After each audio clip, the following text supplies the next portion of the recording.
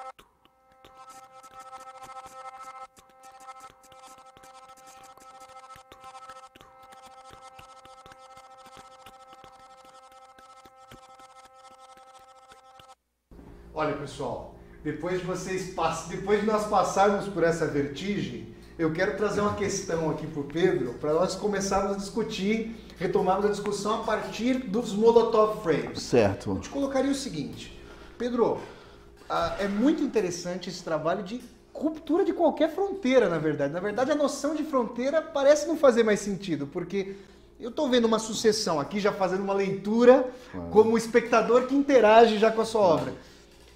Eu estou vendo uma série de imagens com uma cromia, com uma sucessão cromática vertiginosa. Eu consigo discernir algum tipo de som, alguns tiroteios, mas eu fui pensando ao longo enquanto eu acompanhava esse vídeo, esse trabalho de colagem, que a noção de entendimento não me parece a chave mais propícia para lidar com o trabalho. É como se eu perdesse meu eu, como se eu me diluísse nesse oceano do qual você estava falando, para eu chegar a uma série de sensações, um mar de sinestesia, de sentidos embaralhados. Seria essa uma proposta que você traz com esse trabalho de perda de fronteiras? Sentir significa sentir o corpo todo. Sentir significa avançar no irracional e no enigmático. Eu acredito que você não entende uma poesia, quando você lê uma poesia, você ultrapassa o entendimento. Então a gente está falando exatamente de explosão desse corpo racional. Então me interessa exatamente que a ideia do pensamento como uma presa a palavra, me interessa romper com isso, como que as imagens não precisam de palavras, as imagens não precisam de frases, de explicações. Elas ultrapassam o próprio olhar. Quer dizer, a imagem me olha e ela começa a sensibilizar todos os outros sentidos. Então, exatamente, é uma figura que a gente pode chamar de áptica, no lugar da sinestésica. É fazer com que um órgão veja com o outro. Eu posso ouvir com o olho, e comece a perceber. Então, quer dizer, o cinema ele não é exatamente uma linguagem racional. Ela vai exatamente nos ligar a uma espécie de sensação futura, perdida em algum lugar lá no passado. E aí, é interessante, eu vou continuar. Essa perda de fronteiras da qual o Pedro está falando, ela, a meu ver, tem uma contrapartida para nós pensarmos algumas contradições num trabalho que rompe com qualquer noção de entendimento ou que põe a noção de entendimento em xeque. Eu perguntaria o seguinte, no sentido, vou fazer a seguinte pergunta para provocar um diálogo aqui. Por favor. Pedro, se nós pensássemos, por exemplo, que mesmo que essa sociedade, continuando com aquela contradição da qual eu estava falando, mesmo que essa sociedade proponha uma série de possibilidades extremamente plurais, ela continua a nos coagir, e aliás nos coage de maneira cada vez mais cínica a um trabalho que não tem, a trabalhos que não tem qualquer relação com vocação, impede que as pessoas tenham a noção de escolha. A maior parte das pessoas tem trabalhos que não dizem respeito a nada do que elas pudessem expressar. Nesse sentido, me parece que a sociedade vai se impondo, que o capitalismo tardio vai se impondo como um colosso que vai esmagando justamente a possibilidade do desejo. Eu perguntaria o seguinte: a arte não precisaria ter um papel de entender também por que essa miríade, essa pluralidade que você traz não pode ser vivida de fato no cotidiano das pessoas, para além, por exemplo, de um escape com uma droga, ou então no tempo livre do entretenimento? A arte, quando ela deixa a chave do entendimento, quando ela deixa a chave da racionalidade, ainda que ela traga, obviamente, o afeto, ela não deixa de entender essa sociedade e questioná-la? Eu acho que a arte já é. A gente não precisa pensar exatamente, ela já é a superação disso, ela já é a afirmação desse sim. Então ela já está se contrapondo. Não é uma questão de visão, de projeção, de estratégia, é uma questão de rasgo. Ela é a imanência, ela é a afirmação dessa impossibilidade. Então a guerrilha artística, ela é constante. Então, claro que existe uma espécie de lógica opressora, uma lógica cultural no Brasil que reprime a invenção.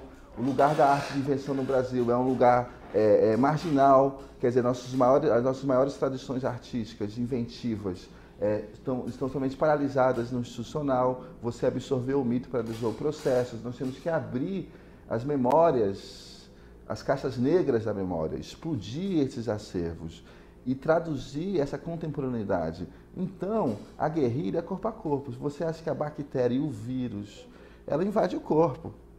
Ela invade o corpo e sobrevive desse corpo. Então, se eu crio essas imagens apocalípticas, eu perco a fronteira do que já é. Já virou. E o combate é constante. A guerra no signo é fundamental. A gente vive essa guerra no signo. Então, assim, existe uma questão que é as pessoas, as minorias, as bordas assumirem a sua singularidade, a sua diferença dentro de um processo de debate. Isso é uma outra coisa que as redes sociais possibilita. Eu só perguntaria o seguinte, Pedro, será que o vírus e a bactéria, eles vêm da arte para o corpo da sociedade, ou são as estruturas de poder que se infiltram nessa arte que, digamos, perde a noção de racionalidade e entendimento? É uma provocação para nós sentirmos em que sentido está o poder, digamos. Eu penso que o próprio mar, ele é muito mais interessante do que essas ilhas de poder. E esse mar avança e avança. A gente não pode ter essa imagem vitimizada da sociedade, que é uma imagem retroativa. A gente tem que invadir e criar, inventar. E aí você vai estabelecer. A guerra está aberta, a guerrilha artística está aberta. Agora, nós temos que sair do nosso lugar cômodo, entendeu? Esse lugar europeu, esse lugar que hoje o de Andrade atacou muito, da tradição, entendeu? Do Ponte Grande, entendeu? E tem que finalizar essa cultura, tem que viver o transe, pensando hoje que é o dia da entendeu? Hoje um dia importante para Zumbi, o transe é que vai fazer a floresta invadir e o mar invadir a instituição. Então tem que se criar a ruidocracia, viver essas fronteiras das diferenças. O problema que tem no Brasil é que as pessoas, pela inclusão, não vivem não rompem com o debate, com a invenção. É necessário inventar essas novas configurações. Isso significa a gente transformar e vivenciar outras lógicas da cultura. Se a gente não vivenciar essas novas lógicas da cultura, essas novas conexões, a gente vai estar sempre preso a um formato. Então, isso não tem a ver com uma guerrilha contra uma mega máquina universal, que a gente nem sabe o que é. Não, tem a ver com a gente mudar o nosso cotidiano. Então, como o Hélio Sica falava, se acabou a arte de vanguarda, a vanguarda é todo dia. Então, há de se pensar a poesia contra o horror. E essa poesia contra o horror que será a gente arrancar novas possibilidades dessa vida, Então, a arte já é a contraposição disso. Porque senão eu fico achando que existe um monstro, entendeu? Quando a gente está vivendo a vida na fronteira. Então, vamos mudar nossas realidades de comunicação, de conectividade, criar as redes. Tá. Olha, gente, para continuar a ilustrar esse transcurso sobre o qual o Pedro vem falando aqui com bastante propriedade, bastante caudalosidade, eu vou pedir novamente para a nossa querida Roberta para colocar o segundo, eu não diria vídeo, porque o Pedro já mostrou que a categoria Transcinema. de vídeo... Transcinema. Transcinema. Esse transcinema de que o Pedro vem falando, que se chama Cápsula Zero. Roberta, coloca para nós, por favor.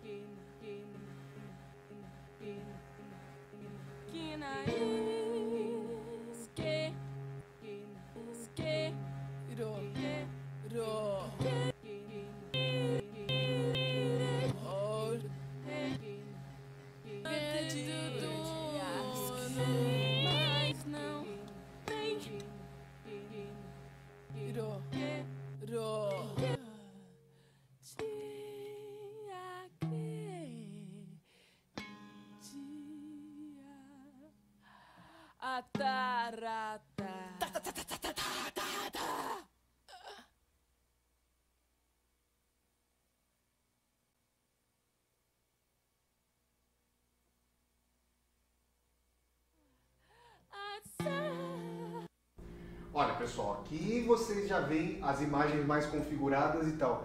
Pedro, qual que é a história desse Cápsula Zero aqui? Tem uma contextualidade? Como é que é o ponto? O Cápsula Zero exatamente você está falando de obra player.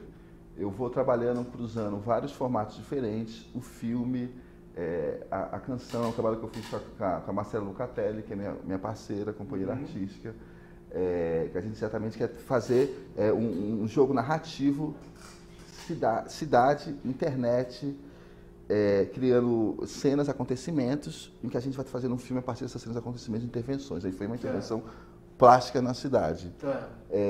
E aí a gente apresenta isso como uma performance de teatro eletrônico. E que a gente cria ao vivo, é um estúdio ao vivo, em que eu vou performando junto com os atores, criando na hora. Isso a gente apresentou no Itaú Cultural, uma performance que a gente propôs uma ocupação do prédio.